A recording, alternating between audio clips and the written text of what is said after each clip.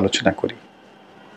অবস্থার দৃষ্টি মনে হচ্ছে যে মার্কিন যুক্তরাষ্ট্র অর্থাৎ আমেরিকা আমাদের অন্তর্বর্তীকালীন সরকারের উপর ভীষণ রকম খুশি, এবং এখানে আমেরিকার যে লবিং বা আমেরিকাপন্থী যে সমস্ত লোকজন রয়েছেন, তারা যেভাবে এই সরকারের আমলে শক্তিমত্তা প্রদর্শন করছেন এবং সরকারের ভিতরে উপদেষ্টা রূপে যে কয়জন লোক এই মুহূর্তে মূলত সরকারকে পরিচালনা করছেন, তারা মোরাললেস সবাই পশ্চিমা ধারায় শিক্ষিত, পশ্চিমা দেশগুলোতে ছিলেন এবং বিভিন্ন কারণে আমেরিকার সঙ্গে তাদের সম্পর্ক খুবই ভালো।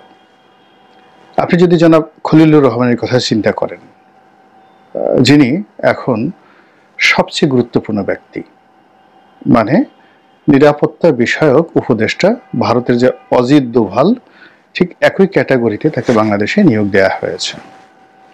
শোনা যাচ্ছে তিনি মার্কিন নাগরিক এবং আমেরিকার পছন্দের কারণেই তাকে এখানে মনোনয়ন দেওয়া হয়েছে। এরপর যদি আপনি আর একজন উপদেষ্টা রয়েছেন মিস্টার লুৎফে সিদ্দিকী, বিশেষ সহকারী, কিন্তু খুবই ক্ষমতা সম্পন্ন একজন মানুষ, সব ব্যাপারেই ডক্টর মোহাম্মদ ইউনূসকে সহযোগিতা করছেন।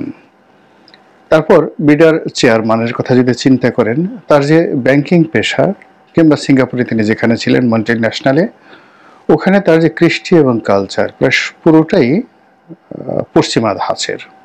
তো এরকম আসলে যদি সবার কথা বলি, আর অনেকের কথা, আপনি ধরুন সৈয়দা রেজওয়ানা হাসান কিংবা শুভ্র সাহেব যিনি রয়েছেন, তারা সবাই মার্কিন যুক্তরাষ্ট্রের সঙ্গে তাদের যে দীর্ঘদিনের সম্পর্ক, এটা আমরা সবাই জানি। আর ডক্টর মোহাম্মদ ইউনূস মানে কি বলবো, আমেরিকার সঙ্গে তার যে বন্ধুত্ব, তার যে সম্পর্ক, বিশেষ করে বাইডেন প্রশাসনের সঙ্গে, এটা তো কেবল বাংলাদেশে নয়, সারা দুনিয়াতে মশহুর।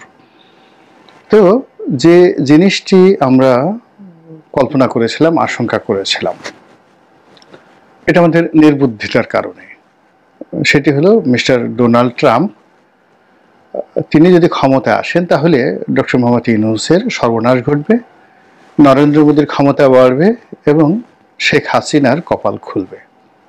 কারণটা হলো আমরা মিস্টার ডোনাল্ড ট্রাম্পকে বাংলাদেশে যেমন শেখ হাসিনা, বেগম খালেদা জিয়ার যে রাজনীতি, সেরকম তাকে মনে করেছিলাম যে তার আচার আচরণ, চাল চলন, কথাবার্তা আসলে এই দুজনের মতোই হবে। দ্বিতীয়ত, ওখানে যে ডেমোক্র্যাট এবং রিপাবলিকান যে দুটো পার্টি রয়েছে, তাদেরকে আমরা মনে করেছিলাম আওয়ামী লীগ, বিএনপি, জামাতের মতোই এরকম একটি রাজনৈতিক রেষারেষি তাদের মধ্যে রয়েছে। 3 নম্বর হলো যে সেখানে মার্কিন প্রেসিডেন্ট যিনি হচ্ছেন, ঐতিহ্যগতভাবে আমরা আমাদের দেশের প্রধানমন্ত্রীর যে সর্বময় কর্তৃত্ব রয়েছে, ঠিক তাকে সেরকমই মনে করেছিলাম যে তিনি যা ইচ্ছে তাই করতে পারেন। কিন্তু বাস্তবতা হলো যে মার্কিন যুক্তরাষ্ট্র একটা সিস্টেমে চলে, একটা নিয়ম নীতিতে চলে। যেমন ধরুন, সেই যে 1950-এর যে দশক, সেই সময়টাতে তারা একটা বার্মা অ্যাক্ট তৈরি করেছিল। তাহলে এখন যদি 2025 ধরেন, 75 বছর হয়ে গেছে, কিন্তু সেই বার্মা অ্যাক্টটিকে বাস্তবায়ন করার জন্য তারা হয়তো আরও 75 বছর অপেক্ষা করবে, এবং তারা সুচিকে নোবেল পুরস্কার দেওয়া, তাকে রাষ্ট্র ক্ষমতায় বসানো, আবার সুচির পরাজয়, এত কিছুর পরেও তারা পিছে হটেনি। এরপর রোহিঙ্গা সমস্যার সৃষ্টি, আরাকান আর্মির সৃষ্টি, এরপর বাংলাদেশে রোহিঙ্গাদেরকে পুশ ইন করা, তারপর এখানে একটা রোহিঙ্গা ক্রাইসিস সৃষ্টি করা, সেখানে জাতিসংঘকে ইনভলভ করা, এবং এই ওসিলায় বাংলাদেশে একটা করিডর তৈরি করা, এই সবই আসলে বার্মা অ্যাক্টের অন্তর্ভুক্ত, যেটি তারা আজ থেকে 75 বছর আগে তৈরি করেছে। এর অর্থ হলো যে তারা যে পরিকল্পনাটা গ্রহণ করে কোন একটা দেশ সম্পর্কে, কোন একটা অঞ্চল সম্পর্কে, ওই জায়গা থেকে তারা পিছিয়ে আসে না। 1।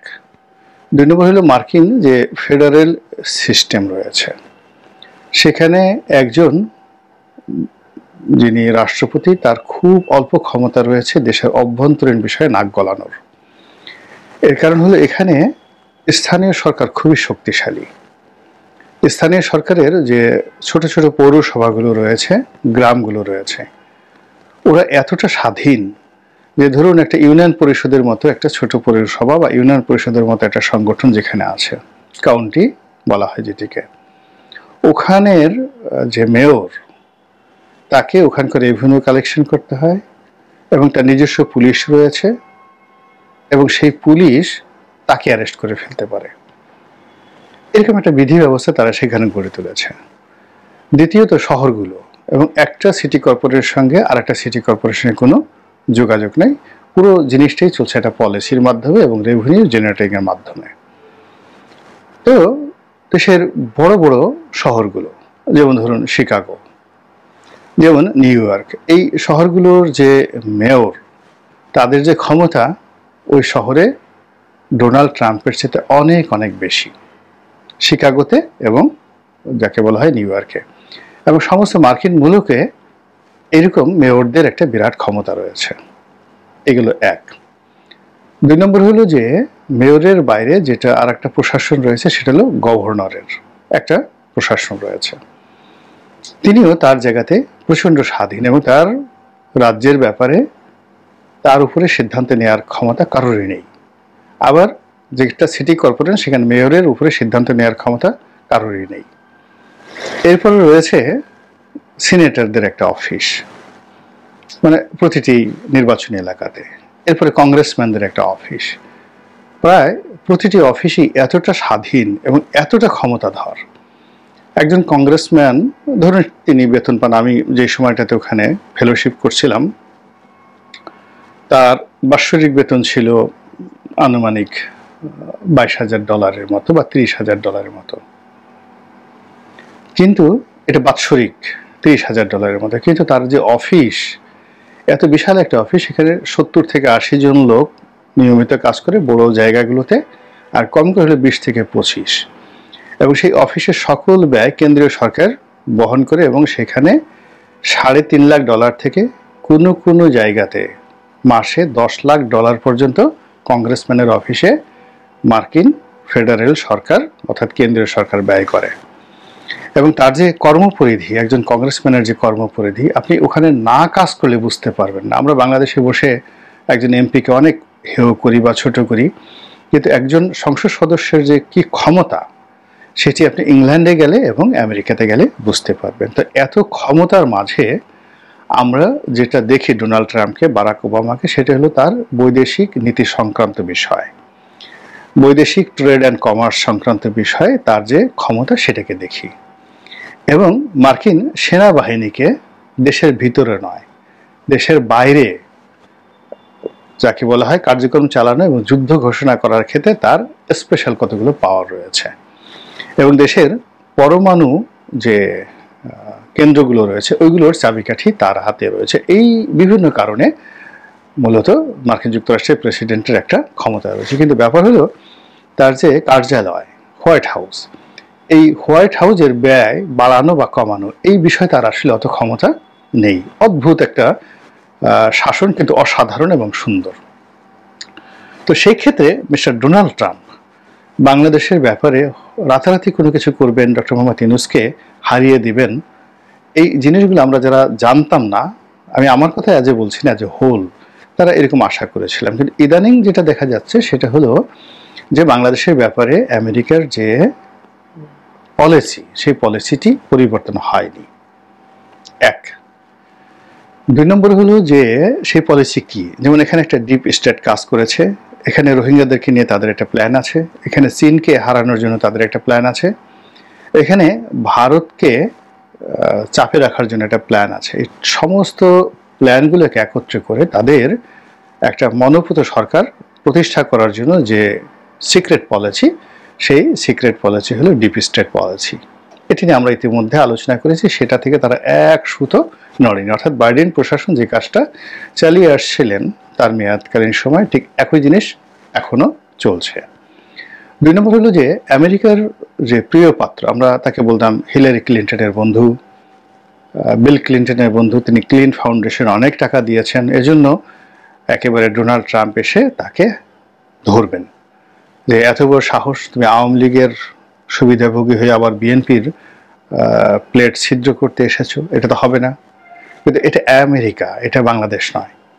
ফলে কি হলো, মিস্টার ডক্টর মোহাম্মদ ইউনূস তিনি আমেরিকান প্রশাসনের সঙ্গে, আমেরিকার বিভাগ অনুবিভাগের সঙ্গে যে সম্পর্কটি গড়ে তুলেছেন, সেই সম্পর্কের চূড়ান্ত পর্যায়ে যদিও Clinton, Obama, Biden, Jill Biden, Hillary Clinton অথবা ধরুন মিশেল ওবামা, তাদেরকে আমরা দেখেছি। কিন্তু ওয়াইড রেঞ্জে আমেরিকার যে মূল যে জায়গাগুলো, বড় বড় শহরগুলো, যেমন ধরুন নিউ ইয়র্ক, তারপরে ওয়াশিংটন ডিসি, তারপরে ধরুন ফ্লোরিডা, এরপরে ধরুন শিকাগো, মিশিগান, মানে একই সঙ্গে বাঙালি অধ্যুষিত এলাকা, এবং এই শহরগুলোর দুটো পার্ট রয়েছে। একটা পার্ট হলো খুব ধনীরা বসবাস করে, অন্য পার্ট হলো একেবারে দরিদ্ররা বাস করে। আপনি শিকাগোর ডাউন টাউনে যাবেন, নিউ ইয়র্কের ডাউন টাউনে যাবেন, আর তার সঙ্গে সঙ্গে বস্তিগুলোতে যাবেন, মানে মেজারেবল একটা অবস্থা।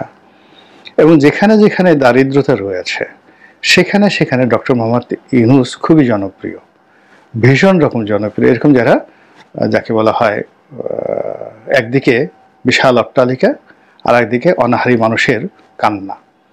আপনি গিয়ে দেখেন আমাদের যে ঢাকা শহরে একই অবস্থা। সবচেয়ে বড় বস্তি কোথায়? এটা খিলগাঁওয়ে নয়, এটা বাসাবোতে নয়, এটা মান্ডাতে নয়, এটি মুগদাতে নয়, এমনকি এটা কামরাঙ্গীরচরে নয়, এটি গুলশান বনানীর মধ্যে গিয়ে দেখেন। অর্থাৎ তেজগাঁ, গুলশান, বনানী, এই টোটাল এলাকা যেখানে ধনীদের বসবাস, শিল্পপতিদের বসবাস, সেই জায়গাতেই তারা গরিব মানুষ সবচেয়ে বেশি বসবাস করে। ওখানে মাদক চোরাচালান বেশি হয়, ওখানে অপরাধ বেশি হয়। তো ওই জায়গাগুলোতে বিল ক্লিন্টন, হিলারি ক্লিন্টনের সাথে তিনি দীর্ঘদিন ধরে গ্রামীণ ব্যাংক নিয়ে যে কাজ করেছেন, ওটা রীতিমতো ওখানে বুমিং, অসাধারণ ব্যবসা করছে। এবং ওখানে যারা সাধারণ আমজনতা তারা তাকে খুবই রেসপেক্ট করে এবং চেনে। ফলে ওখানে তার পক্ষে প্রেশার ক্রিয়েট করার জন্য একটা যথেষ্ট গ্রুপ রয়েছে। ফলে সরকার পরিবর্তনে, অর্থাৎ ডোনাল্ড ট্রাম্প ক্ষমতা আসার পরে আমরা যে চিন্তাগুলো করেছিলাম, এই গত কয়েক মাসে এখন পর্যন্ত তার যে ক্ষমতার স্থিতি, তার যে দৃঢ়তা, এবং বাংলাদেশে অনেকগুলো সমস্যা হচ্ছে কিন্তু কোনো কিছুই তাকে টলাতে পারছেন না বা তিনি টলছেন না। এর কারণ হলো তার যে আমেরিকার যে রুটটি রয়েছে সেটি অত্যন্ত শক্তিশালী, যেভাবে আগে ছিল ওটা এখনও আছে, নাম্বার ওয়ান। নাম্বার টু হলো এই পর্যন্ত ক্ষমতায় বসে তিনি আমেরিকার স্বার্থ সংশ্লিষ্ট যে বিষয়গুলো খুব সফলভাবে করতে পেরেছেন, যেটি আর কেউ পারেনি, আর আগামীতে অন্য কেউ পারবে এই বিশ্বাস করার কোনো রিজন নেই। শুধুমাত্র এখন একটা সমস্যা রয়েছে তার কাছে, সেটি হলো জঙ্গিবাদ দমন।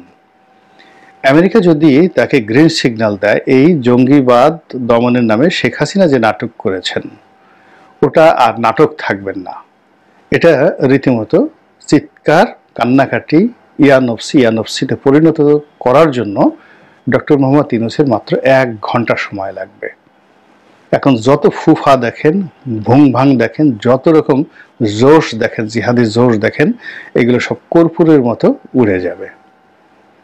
শেখ হাসিনার পেছনে ভারতের একটু ক্ষমতা ছিল, আর কিচ্ছু ছিল না, নাথিং।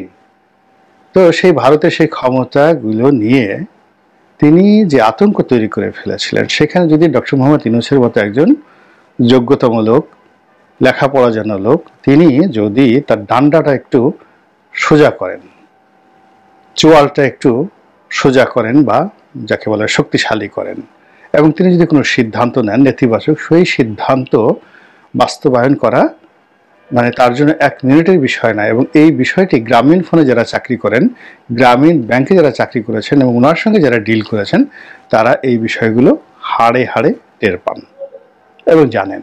এবং তিনি বাংলাদেশে একেবারে নতুন না, তার দুটো ফেজ আছে। একটা ফেজ হলো তিনি তার অফিস চালান, ব্যবসা বাণিজ্য করেন, এরপরে তিনি তার প্রতিদ্বন্দ্বী যারা রয়েছেন সেই প্রতিদ্বন্দ্বীর সঙ্গে তার একটা আচরণ রয়েছে।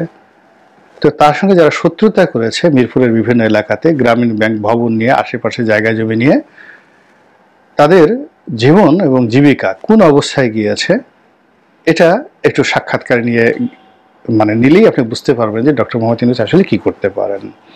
তো সেই দিক থেকে এখন আমরা তাকে যতটা তুলতুলে ভাবছি, আসলে তিনি তুলতুলু নন, বরং তার দৃঢ়তা শেখ হাসিনার সাথে অনেক অনেক বেশি। তো সেই ক্ষেত্রে ইতিমধ্যে ধরুন মানবিক ত্রাণ সামগ্রী পৌঁছানোর জন্য, মানবিক সহযোগিতা পৌঁছানোর জন্য যে করিডোরের কথা উঠছে, এই বিষয়গুলো নিয়ে তো রাজনৈতিক সরকার আমলে আলোচনাই করা যেত না।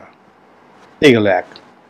2 নম্বর হলো এই যে সেন্ট মার্টিন নিয়ে যতটুকু করা হয়েছে, অর্থাৎ সেন্ট মার্টিনকে মূল ভূখণ্ডের সঙ্গে আলটিমেটলি অনেকটা কাট অফ করে দেওয়া হয়েছে। এখন সেখানে যেতে হলে অনুমতি লাগবে, নির্দিষ্ট হারে যেতে হবে। এই জিনিসটি শেখ হাসিনা মরে গেলেও পারতেন না এবং বিএনপিও পারবে না। মানে ওই সেন্ট মার্টিনের ভাগ্যে কি আছে সেটা পরের ব্যাপার। তারপরে সামনে যে বিমান কিনা নিয়ে শেখ হাসিনা এয়ারবাস কেনার জন্য ফ্রান্সের সাথে একটা চুক্তি প্রায় করে ফেলেছেন। এটা নিয়ে দেখেন কি হয়। তেল গ্যাস নিয়ে কি হয়। এই যে স্টারলিং সম্পর্কে তিনি যে সিদ্ধান্ত নিলেন এলন মাস্কের কোম্পানিকে বাংলাদেশে আনার ব্যাপারে, এটা এশিয়া